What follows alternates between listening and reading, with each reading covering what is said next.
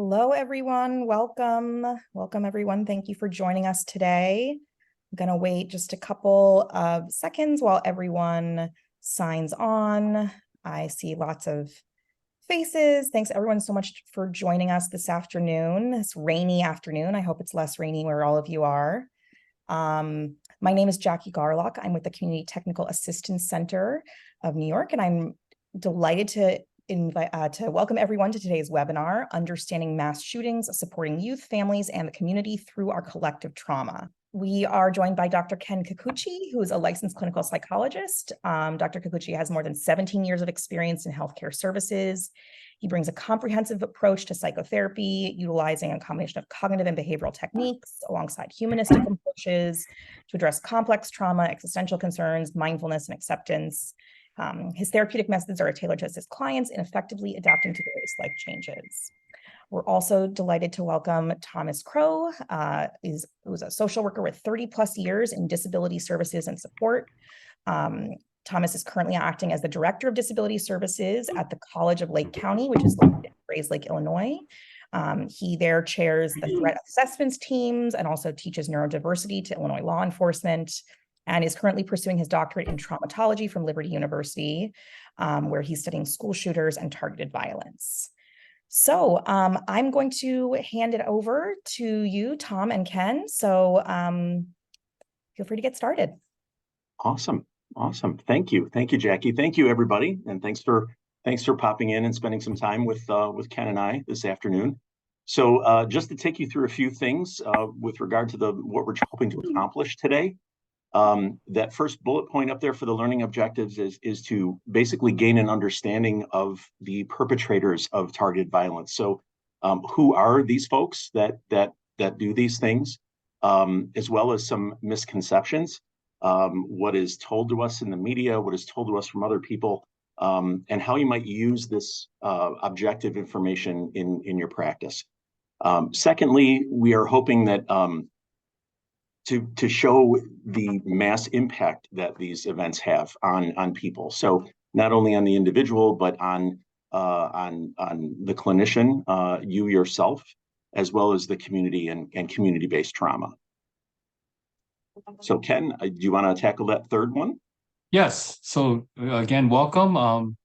Glad to be spending this afternoon with you all. So the third point is going to be able to analyze and look at targeted violence from a macro level, predicting possible concerns of clientele, distinguishing traumatic impact on the individual and the populace, including our community, as well as the provider. And we'll be investigating options for future interactions with clientele in cases of mass trauma.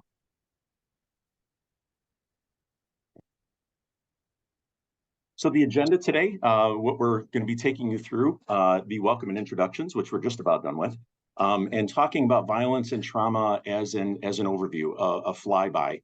As a person myself with anxiety disorder, I do like data.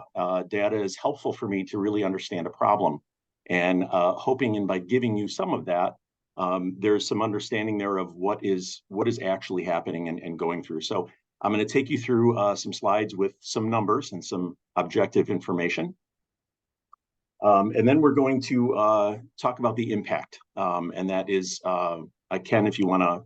Yeah, so on the person, so oftentimes on the person, the community, and the provider, we'll be looking at trauma, some trauma information, and then also some cases that we have had. So like Tom mentioned that he is on the behavioral intervention team. I was a former member of that at our college, at the College of Lake County. I was also the student conduct officer. I served for 8 years, and we'll be looking at two particular cases that we had about how potential violence has impacted our community. And then we'll have an activity at the end. We'll have breakout sessions, and we'll leave room for Q&A. Sounds good. So we wanted to start out with a question for everybody in the chat. If you're willing, what impact does targeted violence or mass shootings have on the people that you serve? So I know that there's a broad range of folks from across the country that might be attending this. So let us know your thoughts, if you would, in the chat.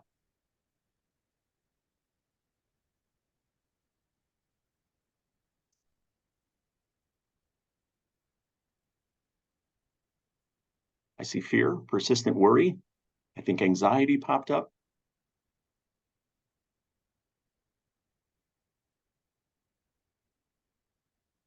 Worry, concern, isolation, fear.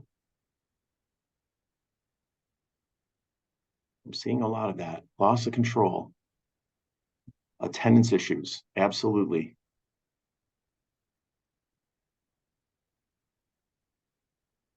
Targeting population groups and blaming, absolutely. And I know for some of these, I know Ken is going to touch on a lot of these from the psychological impact later on in the presentation. So it's good to see that there's a lot of folks saying a lot of the same thing here, and you're absolutely right. So thank you for that.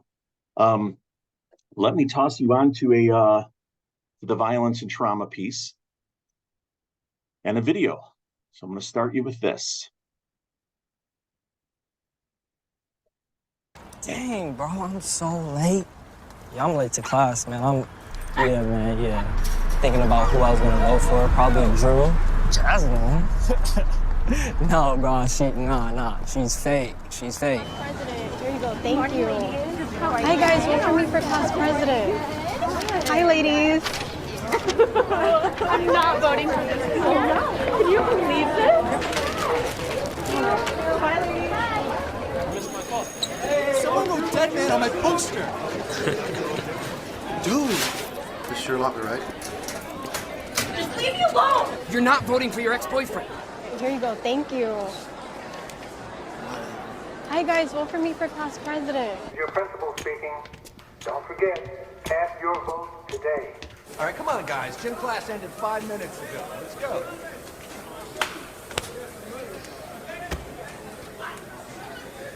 Yo, stupid freak!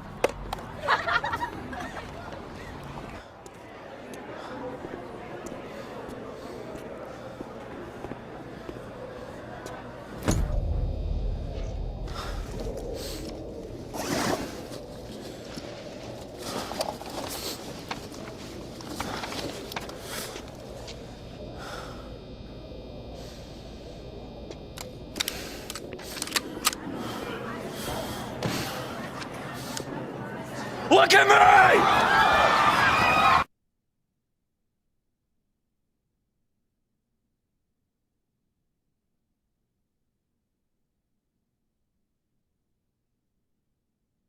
So this video comes from Sandy Hook Promise, and I'm willing to bet that many of you have heard of Sandy Hook Promise. There's a number of videos that they do, and they use them in the school system. Very powerful, very emotional, and it's obviously a very heavy topic to talk about. I think from the perspective of this particular video, the questions come into play of if you're like me watching this for the first time, there's what am I watching? What am I waiting for? Where is the shooter going to come out of any shadow location, right? And as the video progresses, there's more and more toward you're looking at this from the point of view of the actual shooter, and where that kind of clicks in for you. There's a lot of comments that are made in there that I think Ken is going to address a little bit later on of just the ignoring the invisible nature of the shooter, especially in this video, and the comment of look at me and where that kind of comes from. So Ken, I don't know if there's anything you want to toss in relation to the video at all. Yeah, I'll reference it back when we talk about our two cases. Okay. Outstanding. So let me move to. Dang, bro, I'm so late. There we go. All right. So moving on from violence to violence and trauma, I'm going to be taking you through a number of slides, like I mentioned, and there are percentages. There's some data in there. So folks that are math phobic, you can start rejoicing because I'm not going to spend an extreme amount of time with numbers today. And if you could advance the slide for me. Outstanding. Thank you. So one of the most important pieces that I wanted to toss out there to everyone is this idea of language, right? Language matters. What we say matters. The terms that we use matter in everyday interactions with other people. And it should really be the same when it comes to violence and for us trying to prevent violence and targeted violence from occurring, right? What is it? What does it mean? And I threw a bunch of acronyms and a bunch of phrases there that really almost always talk about the same thing.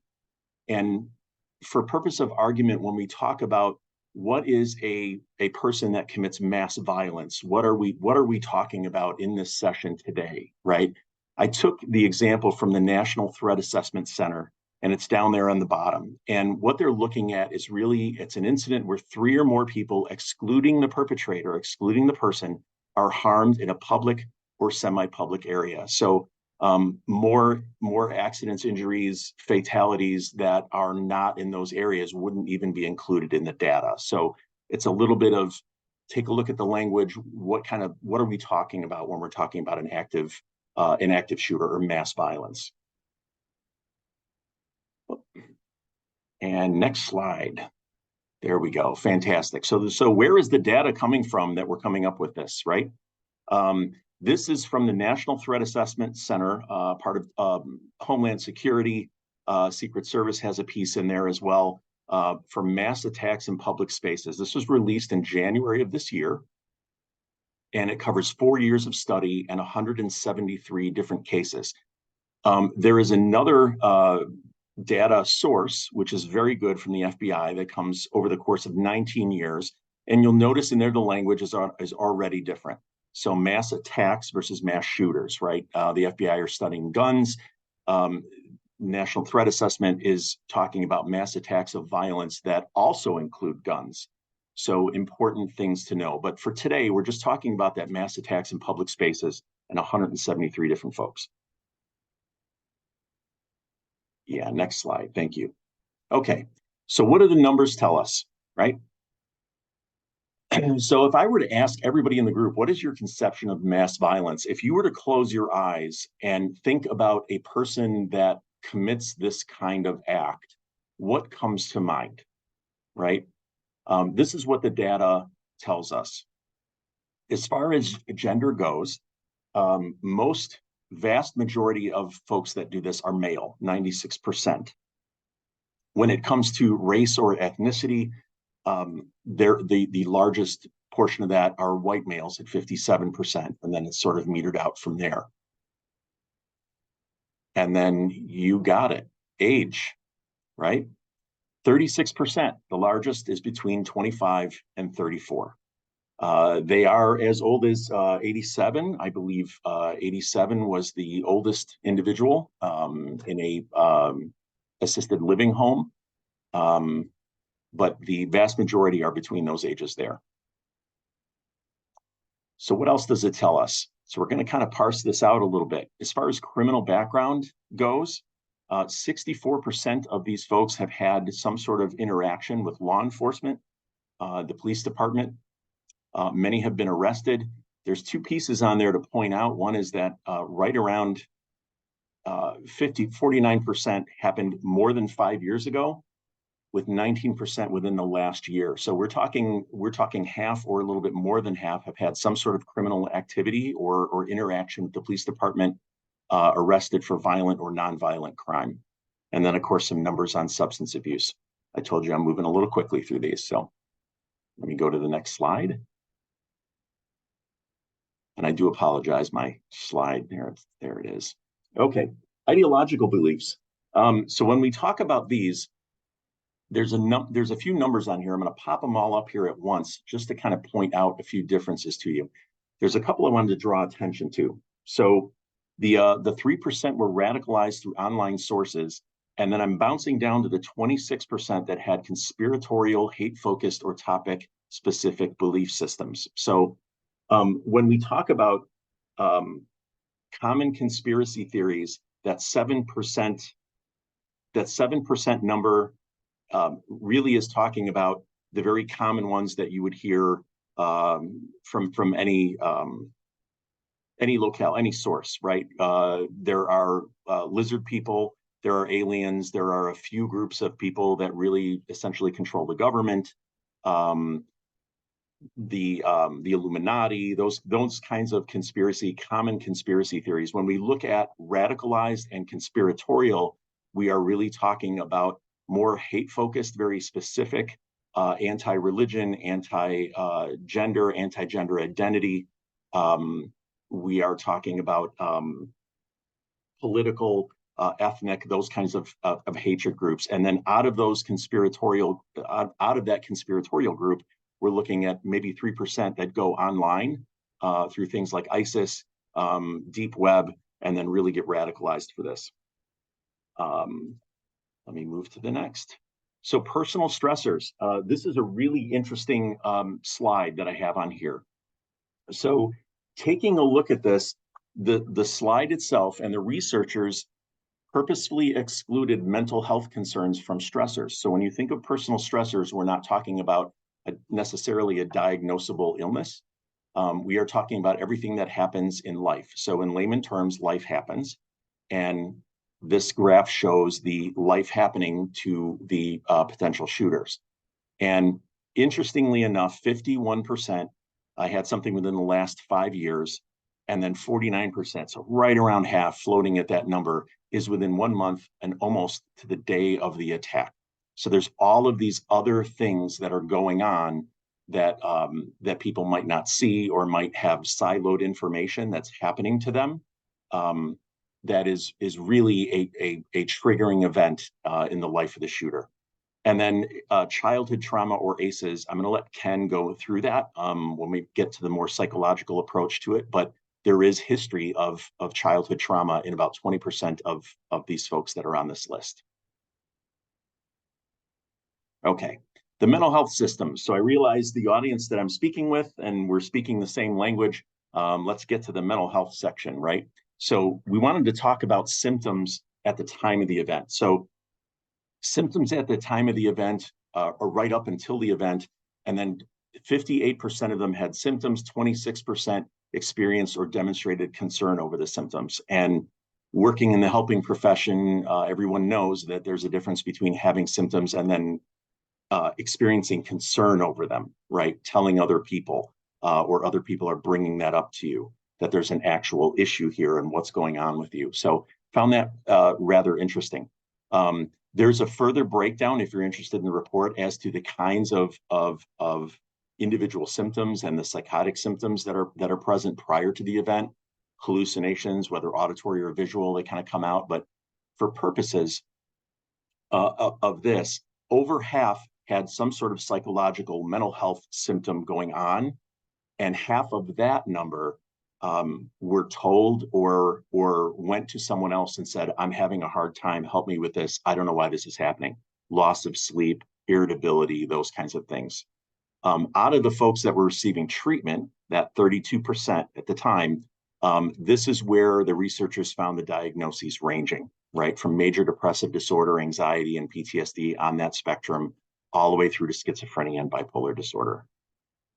I think it's important to mention this slide in particular. So to really stress this point that we're talking about correlational data, not causal data. So no one in saying any of this, nor the researchers are saying that it's because someone is schizophrenic that it leads to violence. That's not what they're saying at all. They're doing a flyby of all of the information that's gathered from these individuals to find out when and where and what they were experiencing at the time. So it doesn't, criminal background doesn't necessarily lead to it. Drug use, ethnicity, age, race, gender. It's just factual, objective data, as it were. And then it's going to go in. We're going to go into actually trauma background and how that plays a part. And I'm not going to steal Ken's thunder. So, not that I could if I tried. So here you go. The other thing it doesn't tell us, and it's the big slide, is the why. All of this data is great. We know all of this, but it doesn't tell us why. And if you're looking for a good read, I would say to you to look up Peter Langman. Peter Langman is a pioneer in this field, has helped out many people with threat assessments and helping in the lives of people that have suffered from the folks that have performed these acts. And to steal some of the idea here, I'm going to go a little gestalt with people, but the idea that we have to, we focus on things in our brain that provide us meaning, right? And when we see such tragedies like school shootings, we have to try and figure out why that happened. Why is this going on, right? And we tend to focus and pick out a reason for why this is happening. And this is what you hear in the national narrative, right? It's it's because the guy was a loner, right? Nobody ever spoke with him. He kept to himself. He was very quiet, head down on the desk all the time. He was bullied. That's the reason why. It is the gun culture and the availability of guns on every street corner that we need to do something about. It is because someone has had a mental illness and they had a mental health symptom, and we need more mental health stuff, right? Just social rejection. There is a litany of things that people tend to grasp onto because it helps us make sense of the tragedy, right? In all of this, which I think is really fascinating, if you look at any of Peter Langman's work, Dr. Langman, he has that quote in there: "We don't need medication to commit murder. Rage is sufficient." The bottom line for all of this data that comes through is people are angry.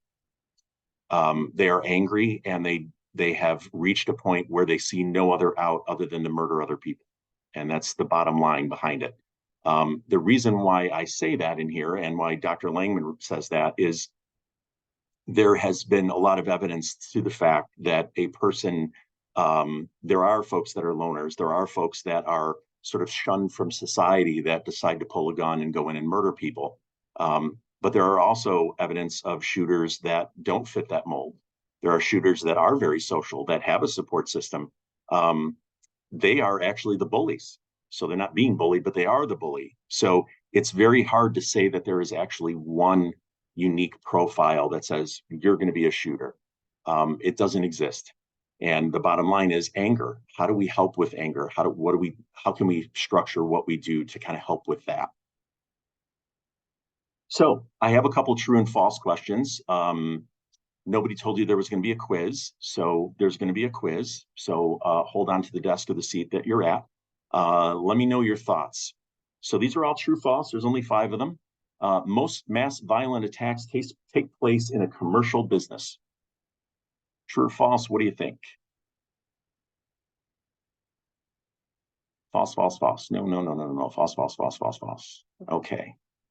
All right. Don't hurt me. In the essence of time, I'm going to go through some of these. That is actually true.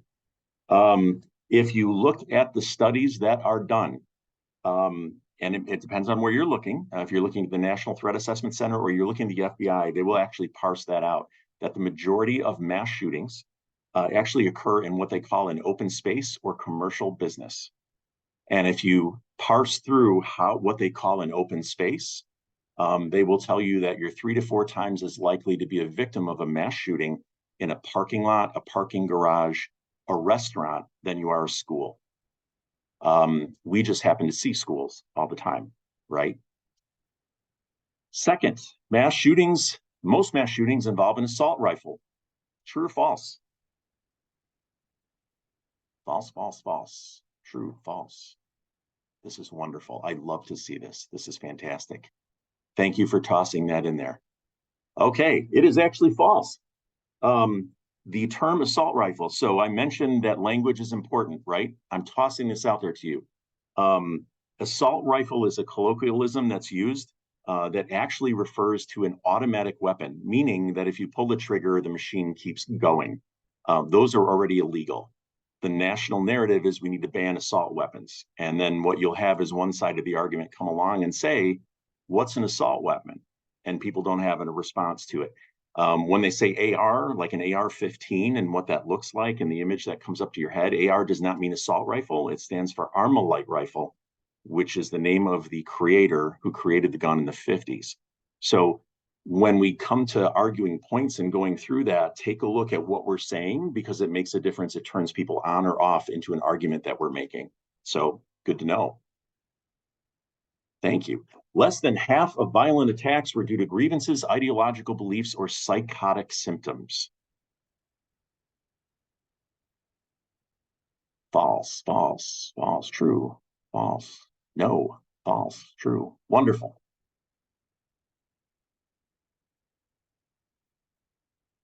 That is false. Actually 51%, so just over that. So I'll give you credit for your folks that say true.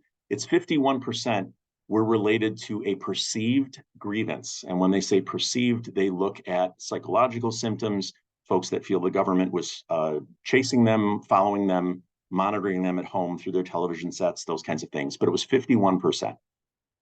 Let's take a look at the next one. Most mass shooters acquire their guns legally.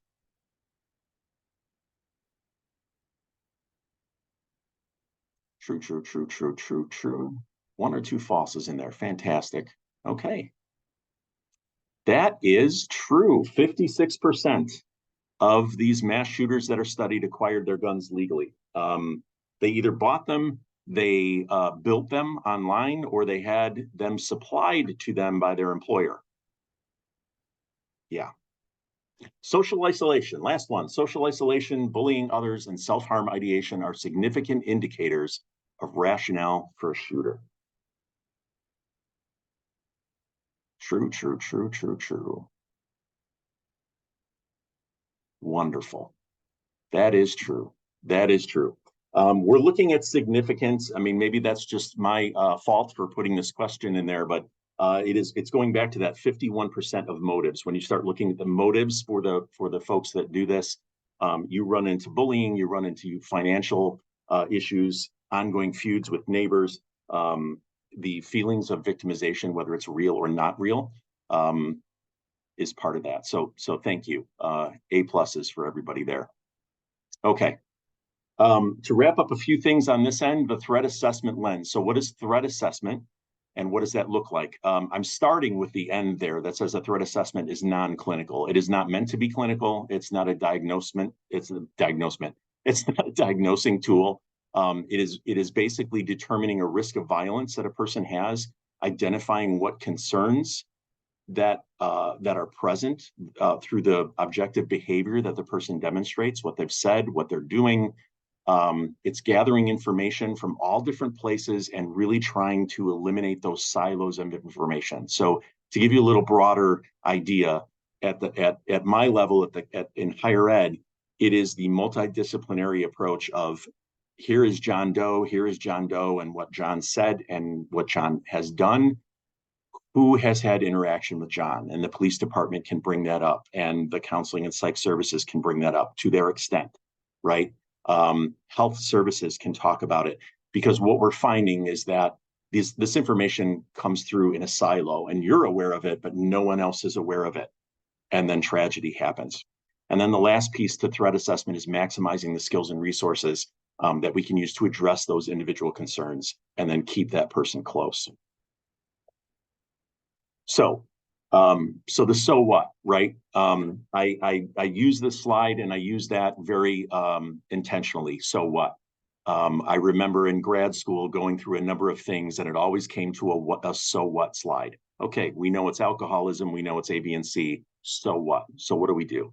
So just to spend a minute or two on this slide, the listen beyond fixing and judgment. I would hope as clinicians that just comes naturally, that there's a listening component there without judgment. But to listen beyond fixing that one immediate problem, right? There's a lot that's going on. Looking at the behavior in context. So another school example, but getting past what is said to another student, but taking a look at, is that bravado? Is it machismo? Is it like, I'm going to kill you, and it was meant in a fit of anger, and there wasn't an intent there to do that. So what's the context of what's happening? The whole rejecting causal inference. So it's not that, hey, this kid's a loner, he dresses all in black and he's really quiet, he must be a shooter, right? And that's something that it's unfortunate, but that is a reality for a lot of people in the school system, that brings up that image, right? We've been shown that image, and now we have to go and address this where that might not be the case at all. Distancing doesn't work. So years ago, the thought behind threat assessment and addressing this kind of issue with a student led the school system to say, we want them gone. We want this person the farthest away from us. And what they've learned tragically over the years is that distancing does not work. And without mentioning the name of a shooter, it was Pima Community College. Some of you will remember that. But there was an instance where they said, all this has happened, we want you away from here. And they excommunicated the student from the school, put in a trespass order. That student waited about 60 days and then walked through the trespass order and killed 4 people. Leads into my last bullet point on that side, is there's no such thing as a handoff anymore. There's not a, okay, we've addressed that, we've checked the box, let's move on, right? Oh, this is in Ken's area. I'm gonna take this student over to Ken. Now it's on Ken. It has to be this dual approach to what's going on with him now. How was this helpful to see Ken? Did he drop off the radar after I gave the referral, right? It's that keeping your friends close and your enemies closer mentality. And that's what's happening now in a lot of higher ed. It's also gravitated down to K-12 as well. I mentioned they are angry. If you walk away with anything from today, I'm hoping that you take a look at that. Anger is the prevailing issue, right there with personal stressors that happen in people's lives. So we get away from the diagnosis, we get away from the whole labeling piece, which leads me to not monsters. This is another piece that is moving right now in this whole area of targeted violence. It is very easy for people to say, my God, this kid is a monster for doing that. And what happens is it's really externalizing the issue, right? It is depersonalizing that individual. And moreover, it's taking the responsibility off of that person. So when you see these things that happen in the media and you hear people talk about it, they all say the same thing, not in my backyard, right? This kind of thing doesn't happen here. As a matter of fact, Peter Langman said he's gone into places and he's never had one person go, this is exactly the kind of thing that happens in this neighborhood. That's never occurred, right? But to say that somebody is a monster kind of takes away from that. And what we have to get used to is we have to get used to the fact that the kids that are doing this, the people that are doing this, are the kids that are in line in front of somebody in the cafeteria. They're sitting on the bus next to us and they're hurting. And where do we go with that to stop the next shooting, right? I mentioned the significant stressors already. There's no one contributor or profile. So there's no one magic bullet that's going to cure this. And to stop feeding the beast. Meaning we see a lot on the national narrative. We see a lot in the news. We pay attention to it. There's a lot of statistics out there about how many mass shootings happen in America versus another country that might have similar gun laws, might not, but the amount of media attention that's given it to it. There's a book, and it's listed in the reference page for you, The Violence Project, where the commitment is there to not mention the names of the shooters. We should be way more intentional with the names of the victims than we are of the shooters. And if you ask people, they can usually come up with the name of the person that committed the crime, but they don't remember the victims. And that's sad. And we need to kind of reframe how we're looking at that. So are we contributing? Are we also contributing by picking one issue out? This is mass shootings are a mental health issue. No, mental health issues certainly are a contributor to it, and it forms a conversation, but it's not the reason for it. Same with the guns. Is guns the problem? Sure, guns are a point of conversation. We have to wrap our mind around how we can address that issue. But the bottom line is people are angry and they're going to commit violence. They're going to find a way to do it. That last point on there, the prevention is multifaceted, multidisciplinary, and everybody's responsible, as is healing. So we're going to go into that with some of the activity actually at the end, but it really does take a village to make this happen. Okay, I am going to just preface this, and Ken, feel free to jump in. This is the Highland Park shooting that happened last year. The college that Ken and I are from is in Highland Park's backyard. A lot of our students come from Highland Park. So this is very near and close to us with what occurred. So I will let the video tell you a little bit more about it.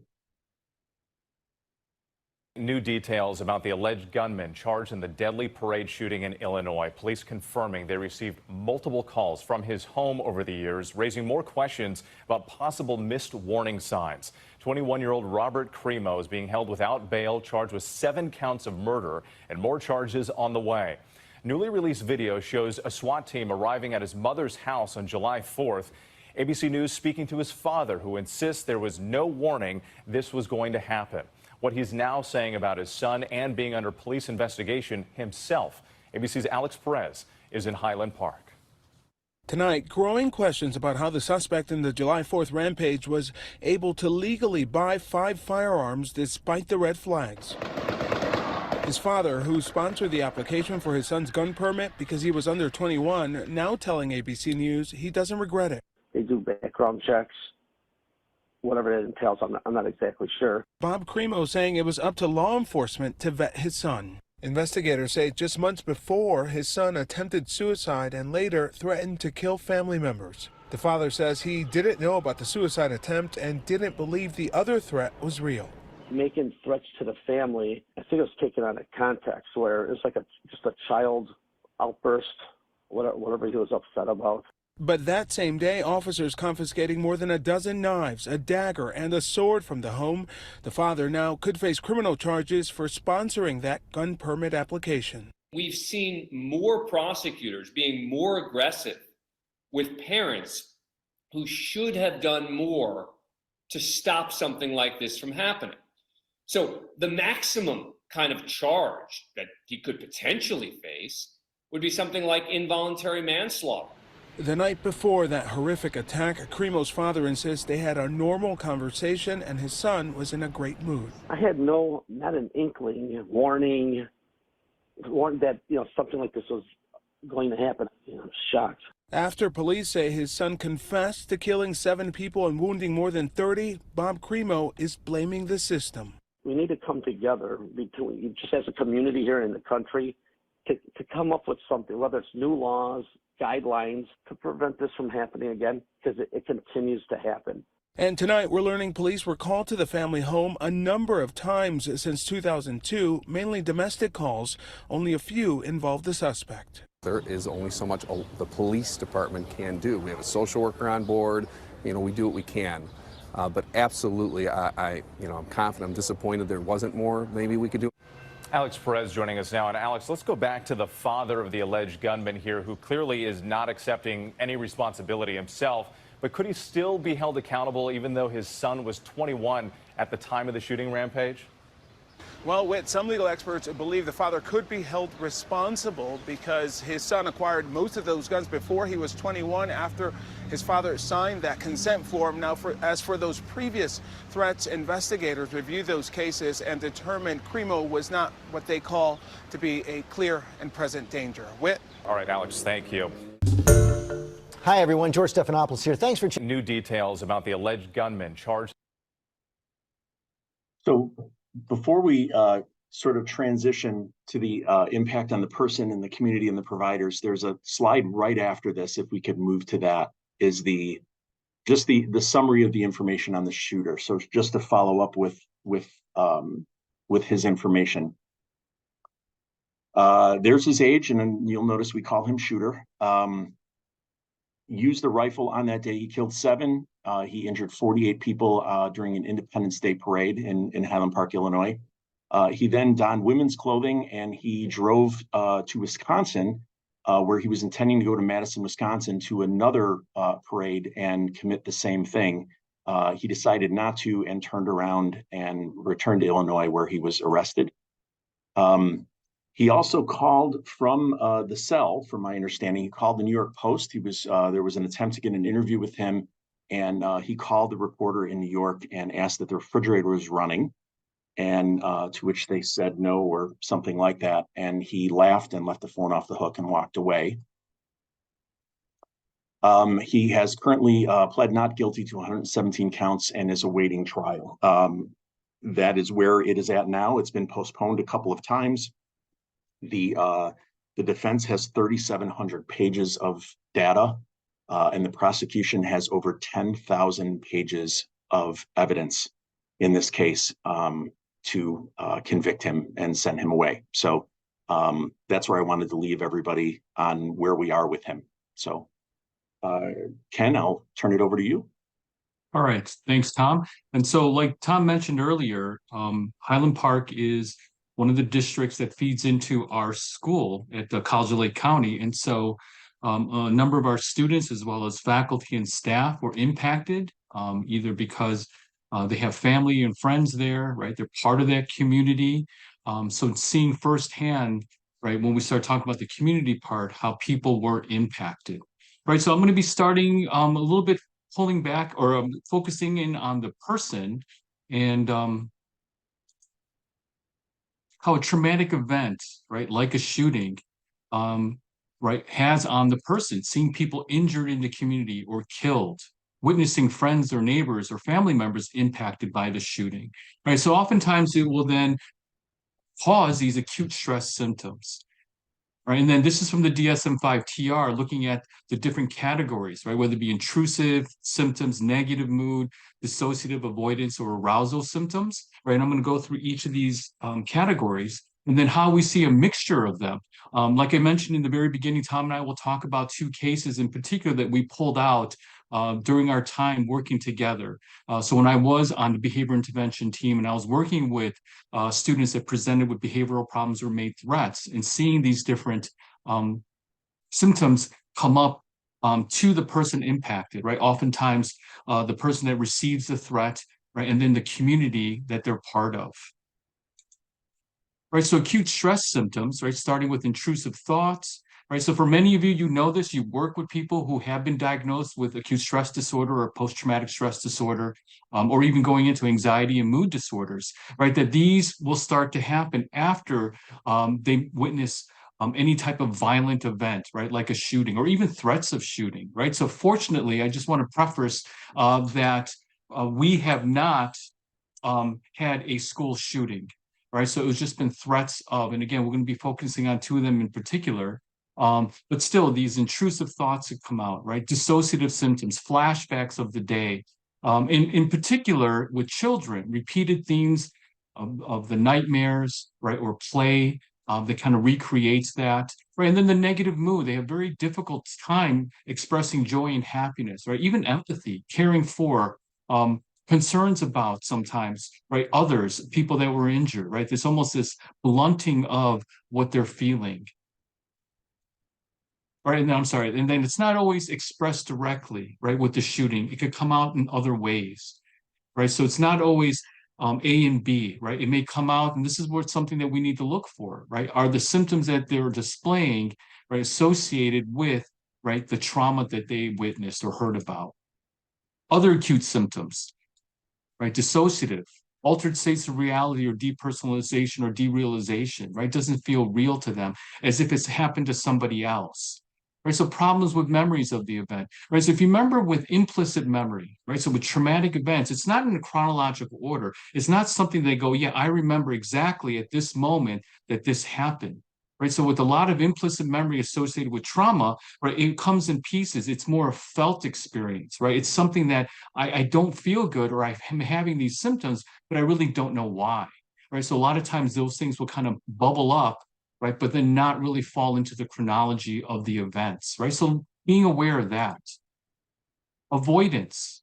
Right, some of you have put into the comments, I saw that avoiding, right, not only the distressing memories, thoughts, or feelings of that day, of that incident, right, but even people and places that cause that distress, right? So if you remember learning theory, right, with negative reinforcement, we don't like being around or experiencing, right, any of these symptoms, right? So sad mood, being scared, upset. And so then we will avoid those places, right? And it makes us feel better. If I don't go downtown Highland Park, right, I'll be okay. If I don't go to the stores, right, that the shooting happened in front of, I'll be okay. And then we find ourselves isolating more and more, right? And I'll come back to that when we start talking about community, right? So looking for that too. What are they avoiding, right? And also we'll talk about how people will start avoiding going to school, right? So again, in relation to the cases that we had. Right, and then arousal symptoms. Right, so irritability, low frustration tolerance, right, and then the hypervigilance, right, poor concentration, right, being easily startled, right. So again, think about the sympathetic nervous system, right, the fight, flight, or freeze, right, that gets activated. And this too, a lot of it is, if you go back to learning theories, classical conditioning, right. We start to associate different sounds or places, right, to that fear. right? So then just being around those places will activate that fear response, right? So again, it's mostly implicit, right? So unfortunately, these are learning that happens, and then unless it's addressed, right, it will continue that way. Right? This is where then phobias can develop too. And then again, later when I talk about acute stress disorder or leading into PTSD. Right? So these symptoms then, after 3 days, could turn into acute stress disorder, and after a month into PTSD. Right? So looking at interventions to decrease, right, development of either of these disorders.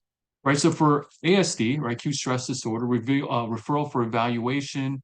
When we'd be talking a little bit more about adverse childhood experiences, right? So a lot of research, a lot of focus on that. I'm sure a lot of you are using that as a lens to look at, right, current trauma as adults or young adults or even teenagers, right? And then looking at then what happened during their childhood.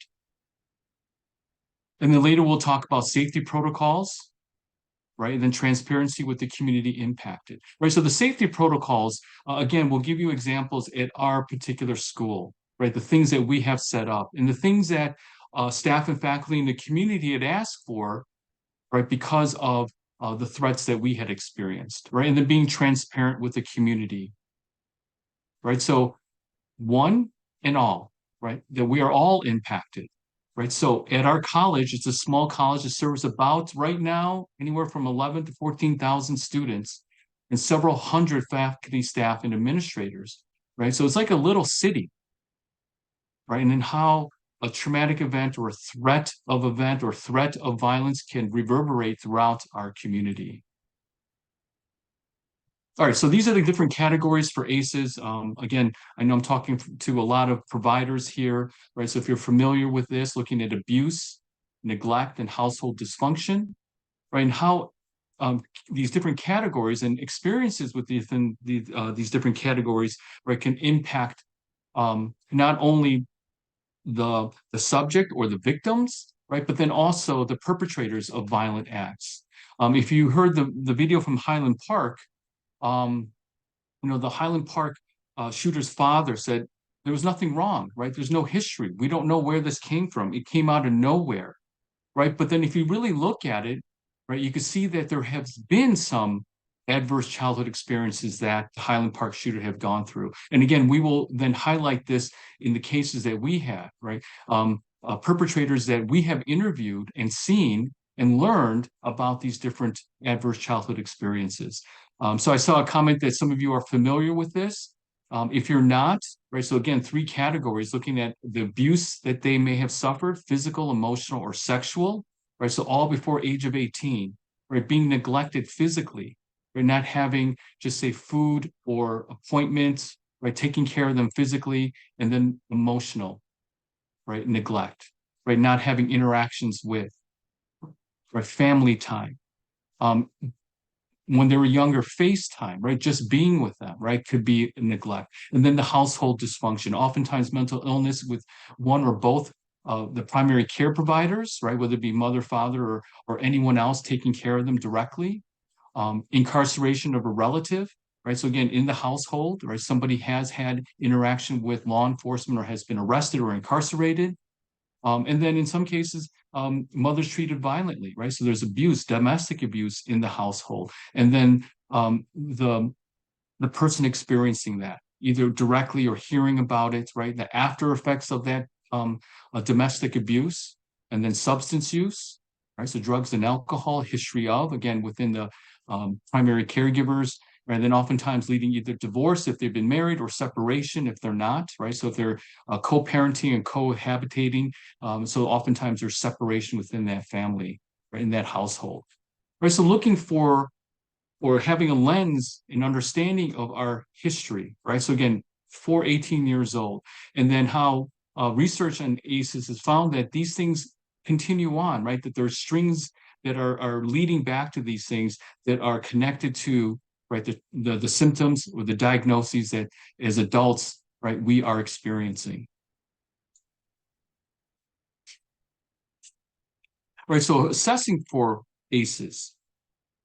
right? So the most recent research looks at 64% or 1 in 6 US adults report experiencing at least one type of ACE from one of the three categories, right? 17% reported experiencing 4 or more types of ACEs when they were growing up, right? And oftentimes, about half of them can lead to deaths associated with that, so like chronic health problems, mental illness, substance use, right? So chronic stress disorder. And oftentimes there's this dual problem, right? That exposure to adverse life experiences during childhood, right, then can again impact us as adults, right? It affects us long term and has consequences, again, either with our physical health, our mental health, right? And then with the mental health, sometimes then causing problems within the community, in relationships, right, with other people.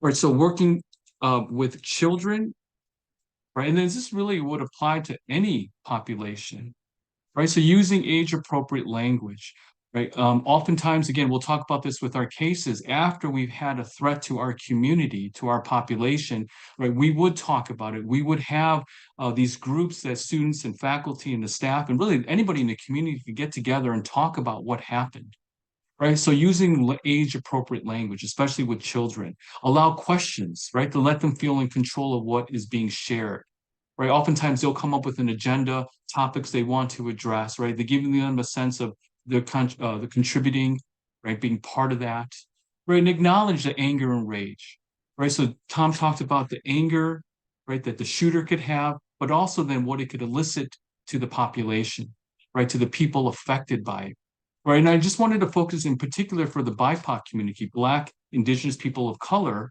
right? That sometimes there could be more, not necessarily mass shooting, right? But a history of violence, right? History of gun use, right? And hearing about that.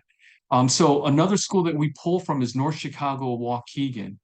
So compared to Highland Park, right? So compared to Highland Park, they are more disadvantaged socioeconomic status, right? So their high schools aren't as well funded, right? And they have had more crime and violence in their communities.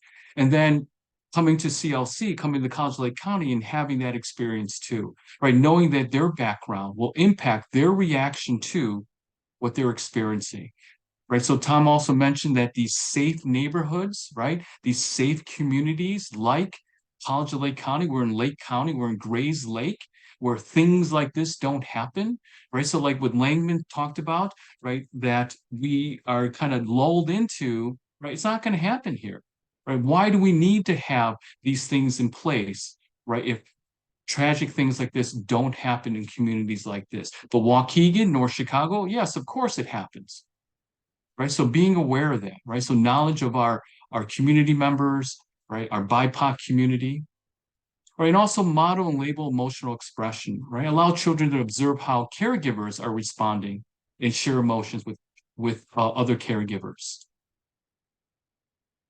right? To feel it, right? To heal it, right? Allowing them to name the feelings that they're experiencing, validating that even if it is anger and rage, frustration, right? This sense of lashing out, right? I'm going to get back at them, or I'm going to have to do something to defend myself, right? I feel helpless, right? And then adopting coping strategies, right? And then tapping into things that they are good at, things that they enjoy doing. All right. So this too, when we have groups after the incidents that we had, right? So really allowing students to focus on things that help them, right? So positive coping strategies, right? So we make that very mindful. We have our counseling and psychological services center, right? Come in and talk about these things. They run groups after support, right? That really focuses on, right? What are some things that help you cope, right? And they also are able to find out that if their coping mechanism is overrun, right? That what they experience is too much for them, rather than finding other things that perhaps they could incorporate, right, to help them deal with the incident, right, help them deal with the trauma. Right, and then overall, trying to help them feel safe, right, because we start to feel out of control. And again, this is not just with children, this is with adults too. right? So our main or our majority population at the College Lake County are young or student age population. So anywhere from 17 to about 22, right? So applies to them as well, young adults, right? Because we start to feel out of control. We lose consistency, predictability in our life, right? That are we able to go places, right? Like to school, to campus, right? Without being threatened, right? Without fearing for their safety, right? And then helping restore a sense of that, right? Helping keep daily routines, right? And even allowing more choices. Right. And we'll talk about that when students wanted to drop out. They just wanted to stop going into their classes. And then we had to pivot, right, to say, okay, you don't have to come to class, right? Can we put you into an online class or a Zoom class, right? Because they didn't want to come on campus, right? So allowing for more choices, right? They're giving that sense of control. And then calling on community members for support. Right. So bringing in outside agencies, right? And then finding ways to share an experience and connect with others, right? So invite children and again, young adults to be part of the community. How can they contribute?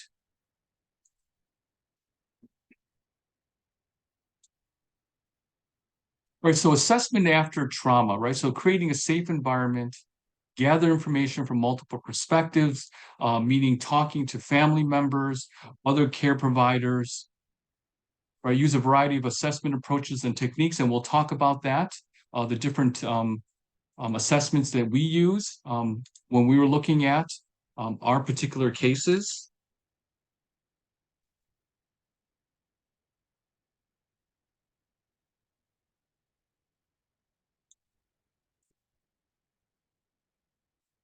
Right, then developing treatment and service plans, right? Work with the child's healthcare team, right? Any of their providers, right? So get release of information, consult with family also, right? To create a comprehensive plan. Right, and then assessing over time, right? It's not a one and done deal, right? So post-traumatic symptoms could start developing, right? So again, going into acute stress disorder, right? And then over time, unfortunately for some, right, PTSD, right? Because they're going to be trauma reminders. There's going to be triggers,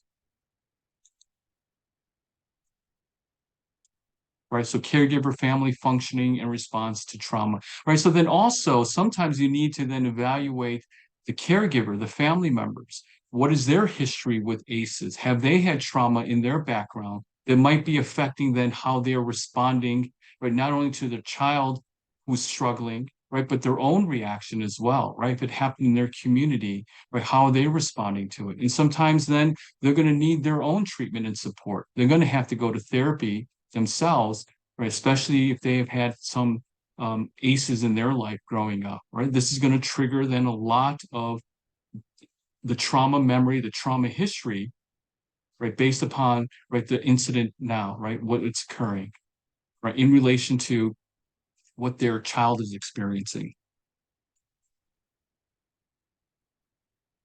Right, and engaging resilience and strengths of the family and community as well. What has worked? What coping mechanisms do they have? Right, so looking at how the family responds, right? So before the incident, before the shooting, right? What was their family dynamics about? Right, were there conflict already? Was there, just say, divorce or separation? Right, so engaging that, right? Looking at their resilience and also the resilience of the community. Have they experienced something like this prior?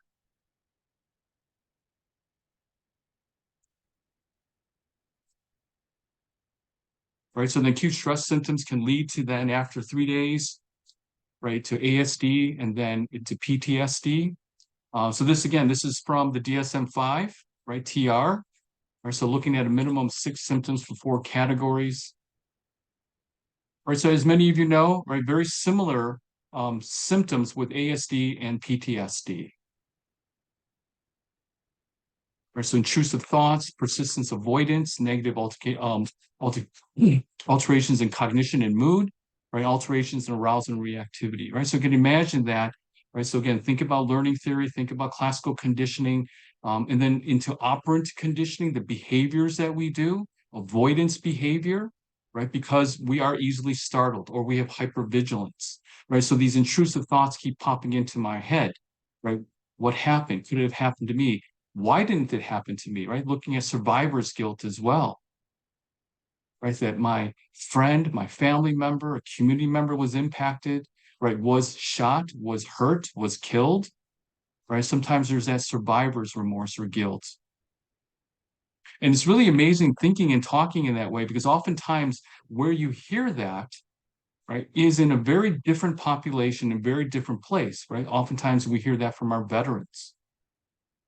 And so this whole war zone, right, analogy, right, can be very applicable to, right, the trauma that we experience, right, at home, right, at a 4th of July picnic or parade, right? A lot of then our clients are having those same experiences, right? Things that we would never really thought of, right, happening, right, again, in downtown, small city outside of Chicago.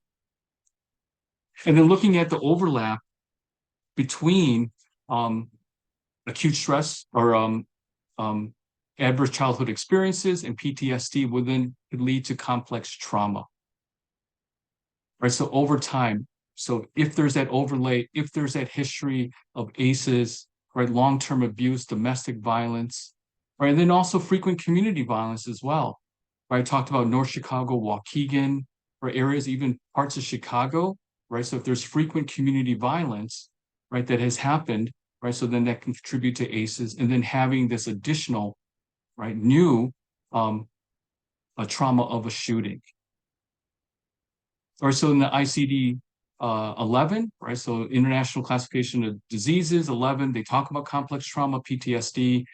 In the DSM-5 TR, right? PTSD chronic, right? So again, the overlap between ACEs, right? And then the recent event, if it's a shooting.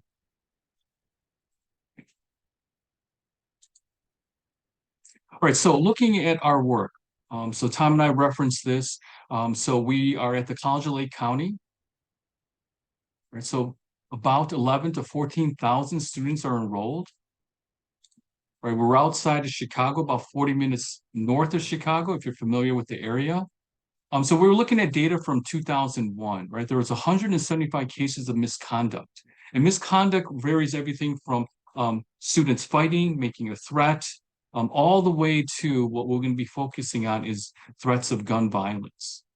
Right, so 175 cases from 2020 to 2021, right? And then 12 of them reached the initial threat of violence, right? And then again, we're going to focus on 2 of them that involved weapons, firearms. All right, so we have 2 cases. We're not using the name, as Tom referenced, that with the Violence Project, right? We're not going to be naming them. And so we had these nicknames, monikers, whatever you want to call them. And then part of it is we'll go into the community is that we have to have this sense of a little bit of humor, right? A little bit of how we deal with it as providers, right? So one of them was called 14 bathrooms, right? And then the other case we have, right, was tour duties, right? And then I'll explain a little bit more why they came up, or we had these names for them. Right, so this is then the way that our BIT team, right, so our behavioral intervention team, which I'll talk about right here, right, discuss these cases, right? So 2, right, rose to the level of actual threat that we had to take action, right, to 1, mitigate that from happening, right, the threat of violence, right, and then 2, then investigate, right, who the person was, what was the circumstances, right, then how to deal with it, what to do next. Right, so at our school and like many other colleges, universities, there's a student code of conduct, expectation of behavior, and threatening others with violence, right, is not allowed, right? It goes against their code of conduct. And then the behavior intervention team, right, we have usually 6 members from throughout the college, right? So Tom also referred to this interdisciplinary group that gets together. During 2021, Tom and I served on the BID team together. I was the student conduct officer. right? And then we then provided threat assessment, right? The non-clinical objective evaluation based upon NBIDA's assessments, right? So the CIVRA 35, the VRAW 2, right? And then the looking glass. Tom, you want to quickly just tell them what these are? Sure. If you're looking for more information on behavioral intervention teams in general, and a lot of schools will call them care teams or things like that, it's the National Behavioral Intervention Team Association. That is NBIDA. It's nbida.org. A lot of schools use that as their guiding principles, but they have some assessments through them that we've used before. So the CIVRA is the Structured Interview for Violence Risk Assessment. And it is, and Jackie, you're missing an A in there. It's NAB, believe. That's how it's in there. The CIVRA 35 is 35 questions. There you go. That really get to all of these concerning issues that I mentioned earlier on. So it's just a matter of getting to those 35 questions. Some are very direct. Do you own a gun? Some are rather indirect. Do you feel that you've been wronged, and tell me about it, right? Questions I've used before that kind of get to some of their questions are, imagine I bumped into you on a Saturday. What would I find you doing if you had no homework? Like, what would I find you doing, right? And we talk about it. The VRAW and the looking glass, the VRAW is the violence risk assessment of the written word. So this is for when students will write very dark thematic things in their English class, which we have had come up, and Ken will attest to that. A number of them will come up, and sometimes you're in a creative writing class, and it goes to weighing. You don't want to stifle the next Stephen King. At the same time, you want to help out a student that really writes something that's very dark and disturbing. And where are we going with that? So what's the reality behind the writing? And then the looking glass, which is kind of that's their newer model, takes sort of a total approach of all of these things together, but asking those broader questions. What would I find you doing? Things that are stressed in threat assessments are, people that have tattoos. There is always a story there, right? So if you have a tattoo or someone else has a tattoo, and it's like, oh, I like your ink, there's almost always a story that people are dying to tell you about it. That gets people to open up. And when the person has the snake wrapped around the sword with the blood in it in through the skull, it's like, where'd that come from? And let's have this discussion about it and kind of see. Within the threat assessment too is the rationale for assessment. The threshold for law enforcement. When do we get law enforcement involved? And then, like we've mentioned, the multidisciplinary approach and response. So it's a little bit more about threat assessment. Yeah, and then sometimes law enforcement needs to be involved, but they are not the tip of the spear, right? So like Tom talked about, it's very multidisciplinary, right? We call it a care, right? So we have a threat assessment and also a care team. And I saw in some of the comments that it's not a matter of punishing them or pushing them away or just suspending or expelling them, right? That they're out of our community, they're not here, right? But that potential danger still looms, right? So we do bring them closer. We have contact with, and then we'll get into, right? Like this person, right? 14 bathrooms. This person posted a video, anti-Semitic video, playing music and then talking about overlaying the video that you can't outrun my bullets, right? Talked about don't show up for class and gave a specific date, had an AR-15 in the background, right? And then upon a police investigation, they had prior arrests, right? So this is a history of this person, 14 bathrooms. And just quickly, the name came up because when the police made contact with them at their household, this person lived in this really large mansion and he was all alone. And then the police noted that there are 14 bathrooms in this big house and he's all by himself, right? So getting a little into the background, right? So he had a history of conduct disorder, right? He was in alternative high school. We had contacts with the dean. So this case came through us from the community. Right, so we were first alerted that this person was making these comments and threats and posting these videos that was sent to his former high school students, right? His former high school graduating class, while he was then attending the College of Lake County, right? We found that there's a history of substance use, history of mental health concerns in the family, as well as with himself, and then a history of ACEs. right? So I remember when we were interviewing the parents, right, separately, because they were not together, right? They were divorced, that they said it came out of nowhere. There's no warning. We don't understand where this came from, right? Very similar to the Highland Park, right? And then part of that was because neither of the parent were at the home, right? So basically, he was living by himself in this very large house, right? With a history of all these things. He was isolated, he was lonely, right? And he was reaching out in that way.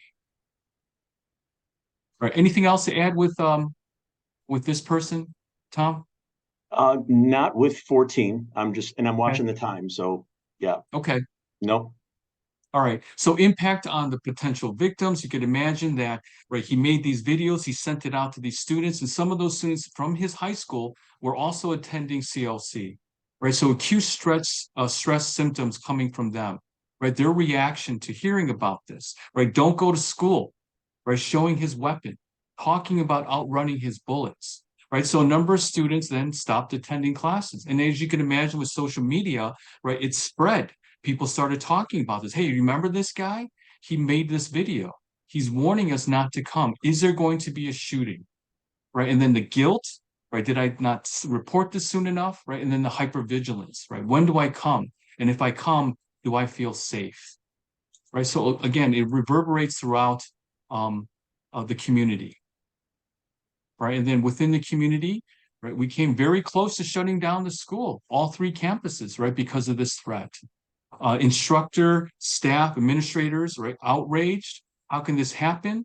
Right. And very reactive. Why didn't you, right, the behavior intervention team, do more? Why didn't we know about this sooner? Right. But we were reacting in time, meaning that as these reports were coming in, police made contact, arrested him, right? We were working within that time frame. But as you can imagine, right, people weren't satisfied with that, right? That somehow we should have predicted that this was going to be happening.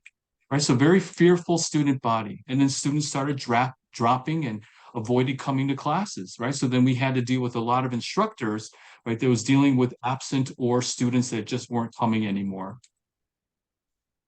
Right, and then impact on us. Right, we were in distress, we're hyper focused on the event. Right, trying to balance our other responsibilities. Right, for the school. Right, so I'm an instructor. I teach in the psychology department. Tom mentioned that he's the director of ADRC.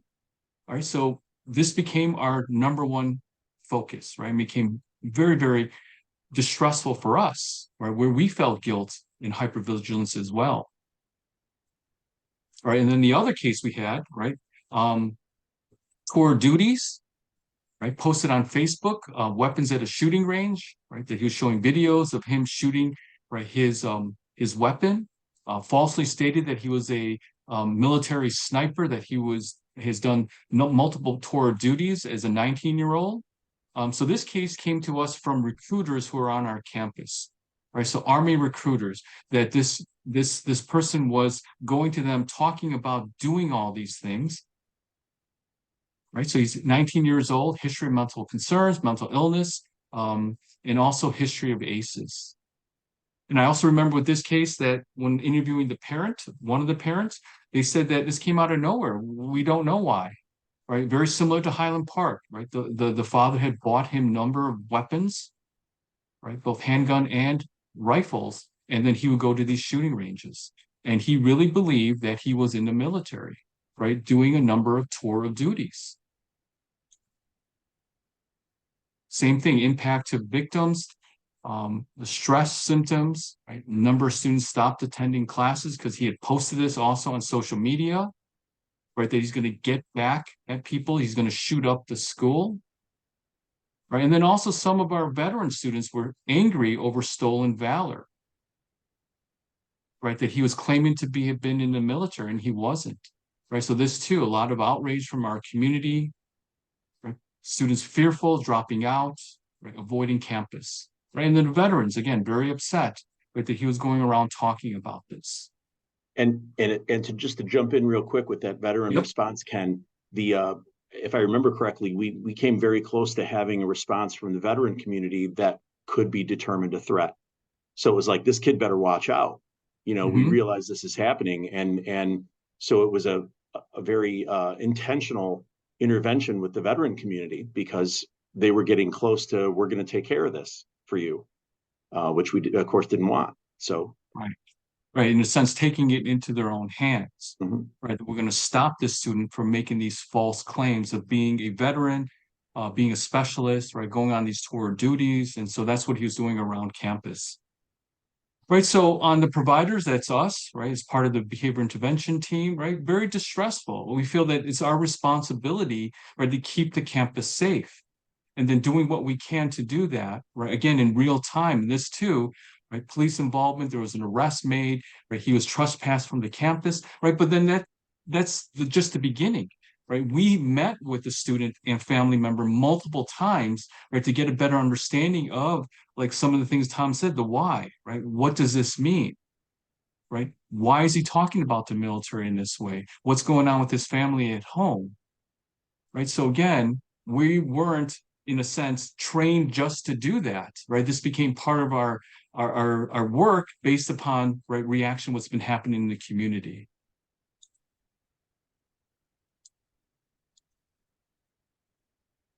Right? So how it impacts our community, any history of trauma, right? So look at individual community members and ACEs that they may have, right? Demographics, knowing the co-culture of the individuals, right, within our community, right? So we talked about the Highland Park shooting, right? So that being on the minds of a lot of people, right? And then environmental changes, right? Things that we had to do differently. Are we locking certain doors?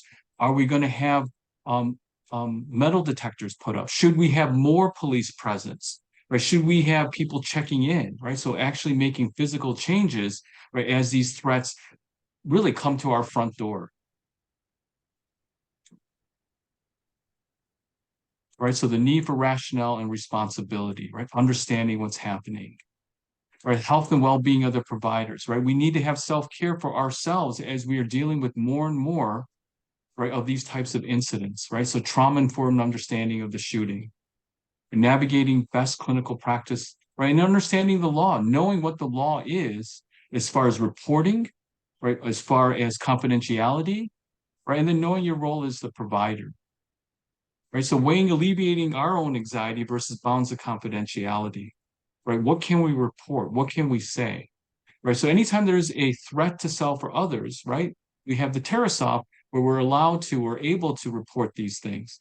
Right. But what if it's just within that fringe, right? Within that boundary, that gray area, right? Who do we talk to? Right. Making sure you know at your institution, at your agency, who can you talk to? Right. Making sure that you have that set up.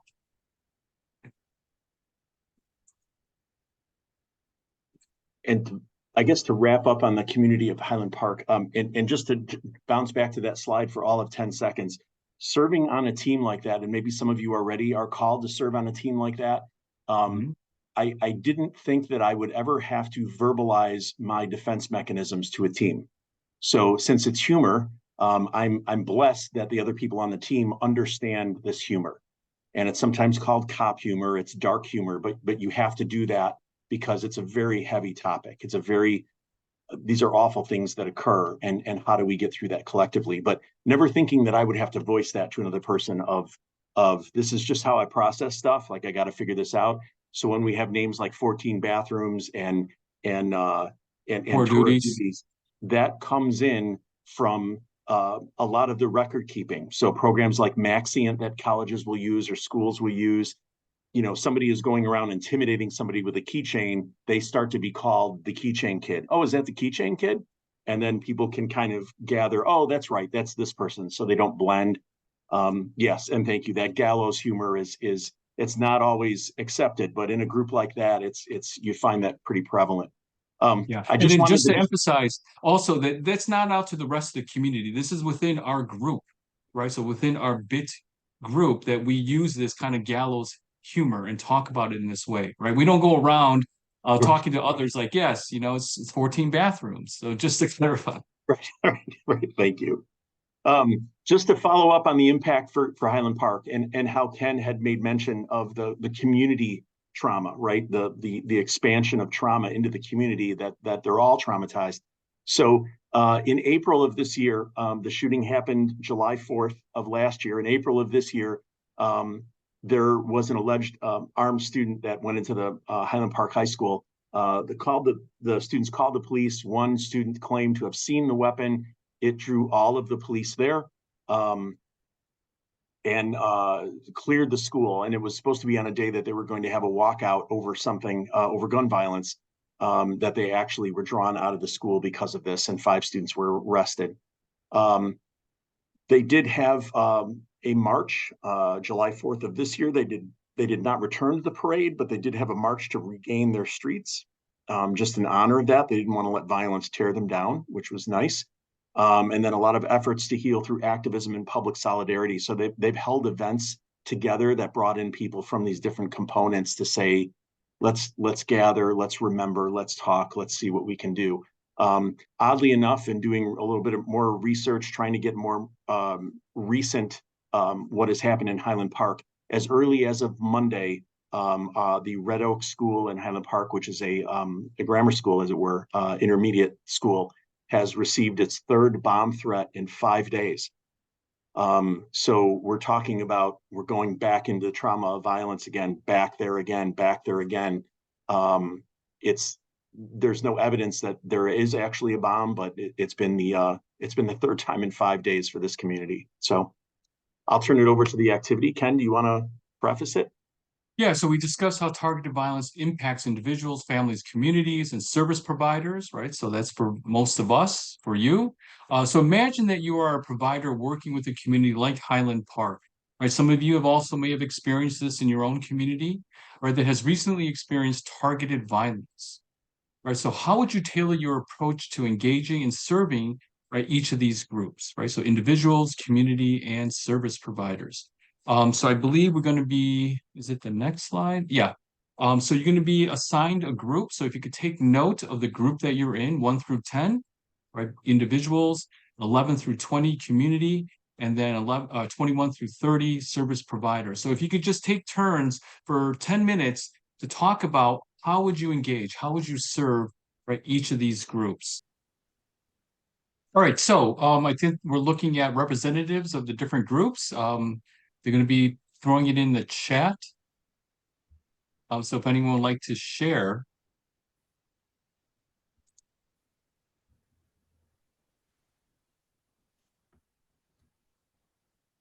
Hi, I'll start.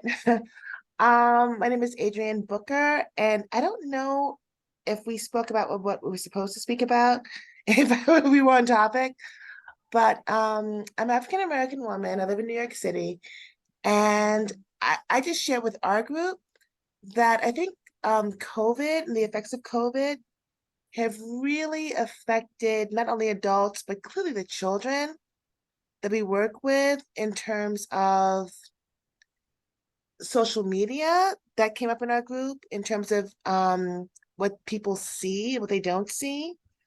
I grew up partially in South Carolina where guns were plentiful, but it wasn't even a thought to go to your school to shoot your teacher. It wasn't even a thought. So I don't know if it's a generational thing, as I shared in the group. But I do think COVID has changed things in a way that I don't quite understand as of yet. And I just wanted to share that. And anyone in my group can add to what I just shared, but that's what I got out of it. So thank you so much for hearing me. Thank you. All right, thanks, Adrienne. Yeah, and just looking at the chat, so service providers, support group for providers, yes. Quiet space for food and self-care, encourage humor, levity for distressing, provide assistance for providers, families, children, etc. Yes, absolutely. And again, using our cases as example, we did that after the threat, especially when it reverberated throughout the community, right? So social media, it is so quick, and we had to keep one step above, in front of that. And then after that, we had, I feel, handle on the situation, we were able to provide these, right, for self-care for us as a big team, but then also the community, the students, right, allow them to talk about it. We had these, we call listening circles or groups where we're able to get together and talk with food. We also have a food pantry that we opened up and then allow students to go there, and even a quiet space, right? We had rooms where they could just sit and be together and not necessarily have to talk about it, right? This creating this sense of normalcy again, safety. So absolutely. Hi, this is Dawn. We were in group, I was in a group with others in group one and looking at individuals.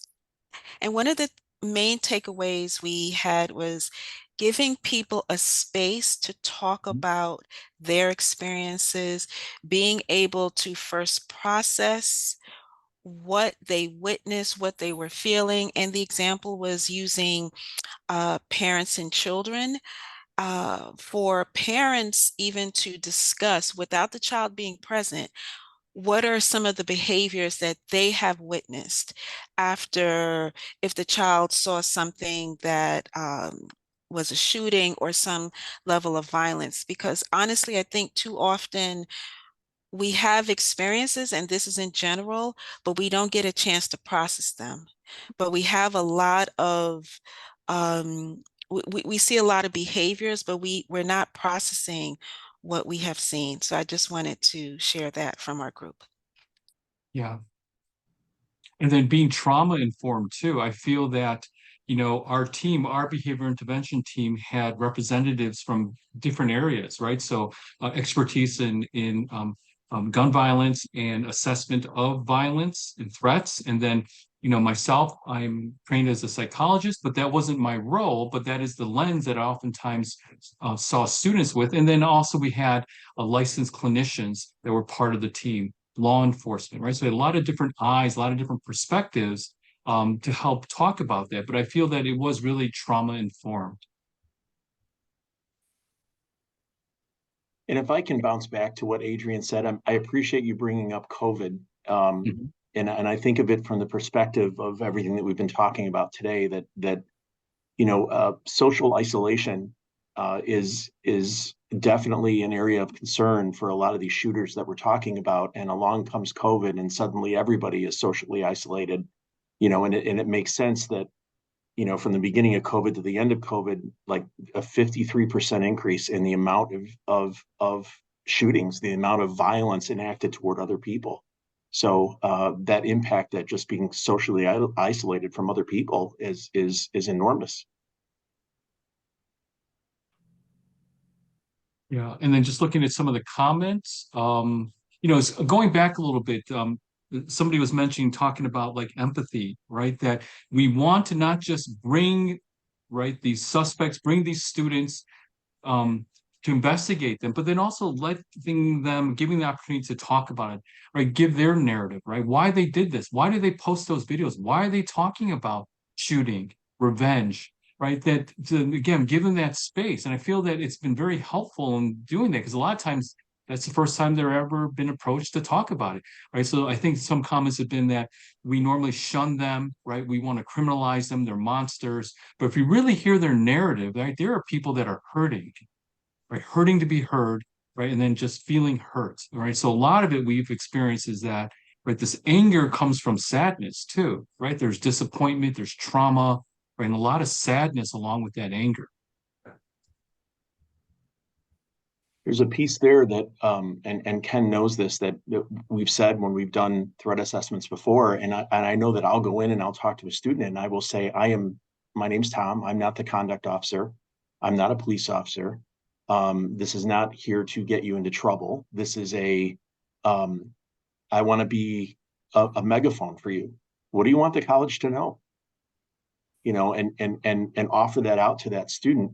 And sometimes I can be a mirror for them. So to reflect back on what it is that they're experiencing and they're doing, and bring their attention to it. So the language that people use that they might not know that they use, or what is the bigger issue here that you're not telling us? And that can lead to referrals, that can lead to talking with licensed professionals, and can really provide some resources for people.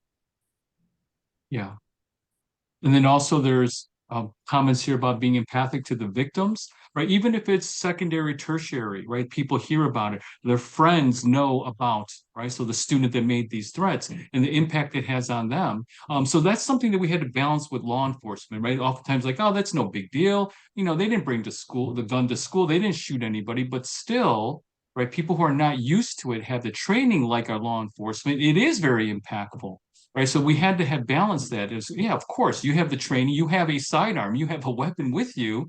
We don't, right? Our students feel vulnerable. They feel, right, that they're at risk. And then we do want to address that. So I feel that we have been very understanding of their response, right? That they're scared, right? And then to provide opportunities to talk about that, to come talk to us, right, or refer them to our CAPS.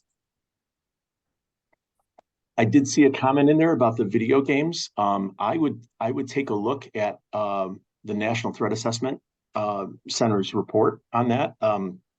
They mentioned that when it comes to the interest in weapons. So it's almost like they talk about the violence, the Call of Duty, that kind of stuff, into an interest in having an actual weapon, and then it relating from there. So again, not causal, but correlational, that there were a handful of students that were preoccupied with violent video games.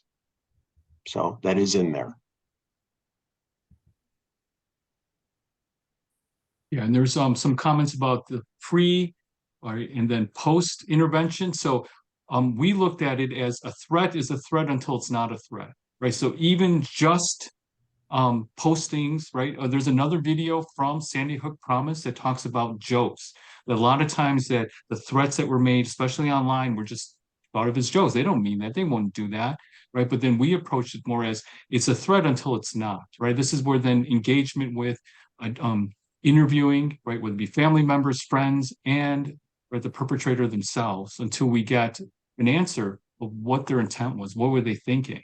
Right. So like Tom said, give them that megaphone, give them that space to talk about what's been going on. And again, we found that there's right mostly history of ACEs, right? They've had some traumatic event in their life. And the threat assessments, before stating that they're non-clinical, it does take a lot into account of how the person reacts. I mean, even rating the person from when they walk in, are they overly dismissive about why they have to come in and talk with somebody? You know, this is no deal. Why am I here? To the incredibly defensive, you know, I'm not going to even sit down. And the person automatically hits you with anger when they walk in the door. All of that is a piece to it.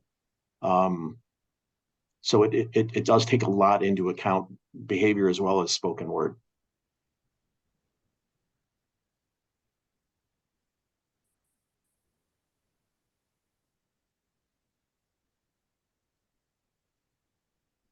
I'm wondering, Tom and Ken, if we want to move to this last question before we wrap up in our last 10 minutes.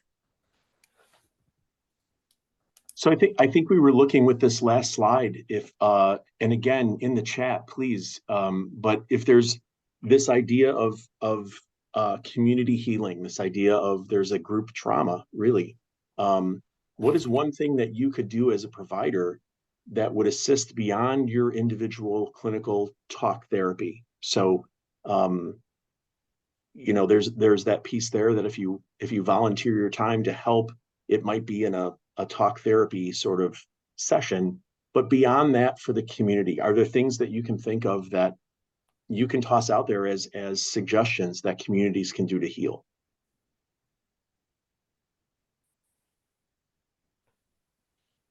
Maybe offering groups and inviting other providers in, such as law enforcement, to speak to people about some of the things we're talking about here, but also to help them to know what to look for, how to report, how to feel, you know, to help them feel safe, involved, empower them. Wonderful. Yeah, good points.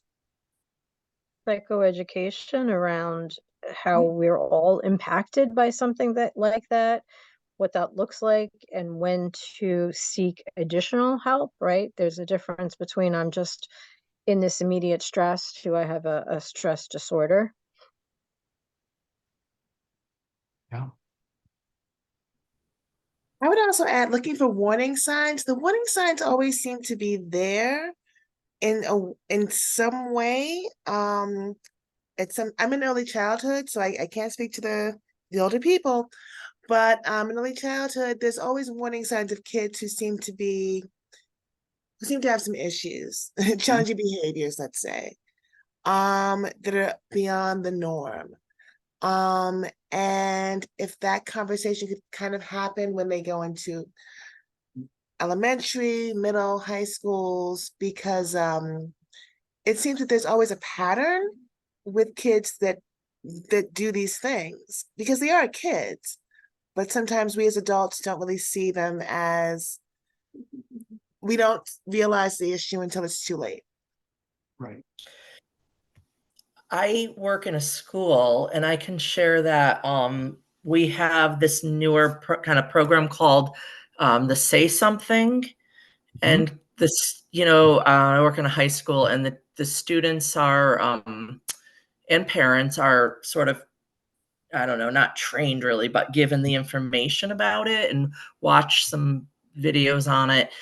And then if they see anything they do find to be a little frightening or suspicious, they can anonymously like kind of call in, and then it gets put to the school, to administrators and like, clinic social workers to follow up, and law enforcement, so I don't know. Yeah. One of the things we talked about in our group, there was an individual actually from the Buffalo shooting, in that when they opened the store, they were there physically helping the people to be able to go back into the store, holding that, arm in arm, so that physical being there for people. Yeah, working directly with the community. Right. And then I think was it Marlene, the See Something, Say Something? That's a program that we have incorporated throughout. And what's really amazing is that with one of our threats, one of the students that made these comments online, it was actually a student that reported it, right? Because adults saw it as well, right? So the high school community, the school itself, but the first reporter was a student. They go, hey, there's something off about this. This is a little bit scary. And they're the ones that reported it to the police, then eventually got to us. Yeah. I wanted to toss something in there too, Malene. I like the comment of the Say Something.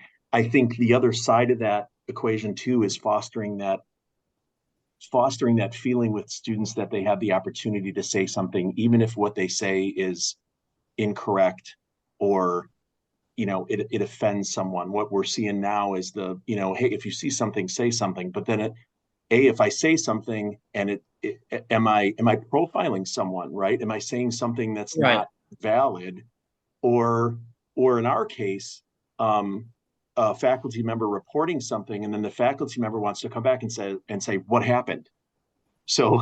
So it's all of those pieces sort of together to say it is okay for you to say whatever you feel is out of the ordinary. And then there's opportunity there that if somebody is profiling, to kind of work your way back into a separate conversation, right? About like, well, where did this come from, right? But to set that up and give that opportunity to people on both sides is just a wonderful way to kind of take a look at this. Yeah, it is tricky because a lot of them came in for my students, and one of whom was, kind of seen in the school as sort of weird and like dressed up as Jeffrey Dahmer right after they re-showed that on the air, kind of thing. And then they were kind of scared and, saw him as a little bit creepy. So, when we were following up with his family, they were angry because they felt like, he gets picked on, yeah. So it's tricky sometimes. Yeah. Is it And I okay to really ask a believe, question? I'm sorry. yeah, go ahead. Okay, this is reflection in part to the beginning of the presentation, which provided data giving an oversight what can contribute to the shooting and mass act of violence. And now we are discussing what we can do to help and create a safer environments.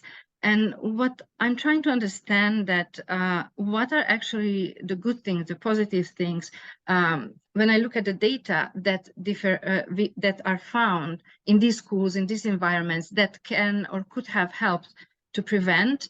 The reason I'm asking, because in designing programs and designing schools and creating environments that are safer, I would look at the risks, the ACEs and all that. But I would also look, what are the things that hold together people? What are the things that counteract isolation? What are the things and roles of role models, creating the spirit of caring and that I'm responsible for my students, I'm responsible for my friends sitting next to me. And what can be these programs? Because just say something when you see something, it's focusing on the problem. And I'm not trying to reduce the importance of that. I'm just trying to figure what is the positive that we can build on to reduce the risks. Yeah, great question. So Tom, if I could just address it real quick. So we had 175 cases of misconduct, right, from 2020 to 2021, 12 cases of threat of violence, and 2 of them involved weapons, right? So unfortunately, those 2 had to be separated from the school, right? So there was legal issues, there was arrest, right? So they were separated. But the other 10, though, remained with us. And so we referred them to groups, we referred them to our CAPS or their own providers that they had. Sorry about that.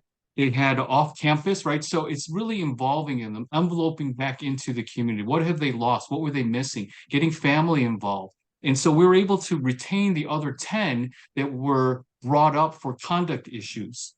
So, you know, we felt that we're very proud of that, right? That it's not a matter of dismissing them, going away, right? That we were being empathic, right? So I'll give you an example. Just recently, I had a student reach out to me. He go, "Hey, can we meet up again?" And I thought he was in my class because I teach, but it turned out that he was a student that I met with for a conduct problem, that he got into a fight, and we didn't suspend him or expel him, right? We got him involved into one of our programs. And then right now he's finishing his master's program, right? His master's degree at U of I.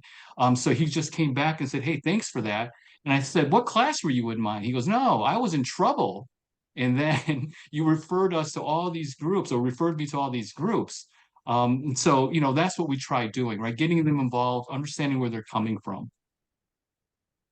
And if I can just toss this in there too, I think if you take a look, Monica, at when shootings are thwarted, a lot of times they're thwarted by people that have just gotten involved. I know that sounds like I'm making it over easy, but it's a, "How you doing? You look off today," right? And it's talking to that student, and it's enough that an adult is generally concerned about me for 30 seconds, right?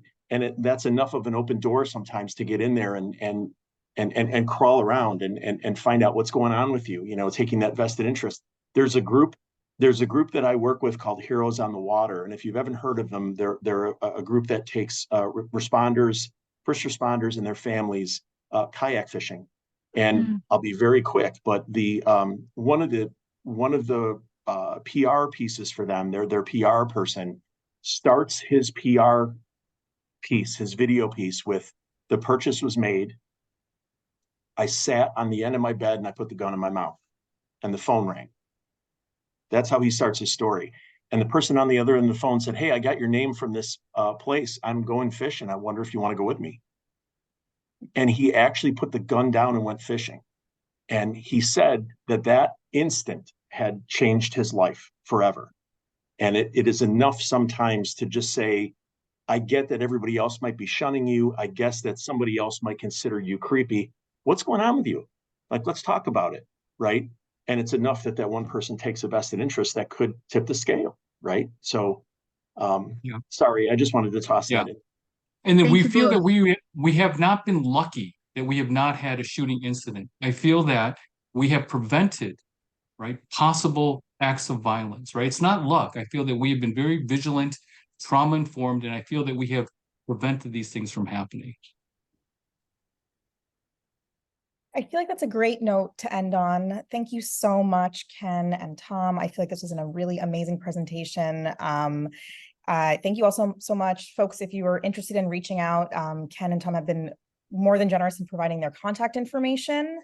I also wanted to just promote some of our other upcoming offerings. We have some upcoming offerings coming up next month, one on looking at ADHD and PTSD, sorting a differential diagnosis. We have one that is on narrative enhancement and cognitive therapy on October 19th. We have one directed toward your youth peer advocates on cultural curiosity. And then we have the sort of part 2 of that narrative enhancement on the 26th. So thank you all so much for attending. I really appreciate everyone's participation and thoughtfulness. And Tom and Ken, thank you so much for all of your wisdom, and hope everyone has a great day and stays dry.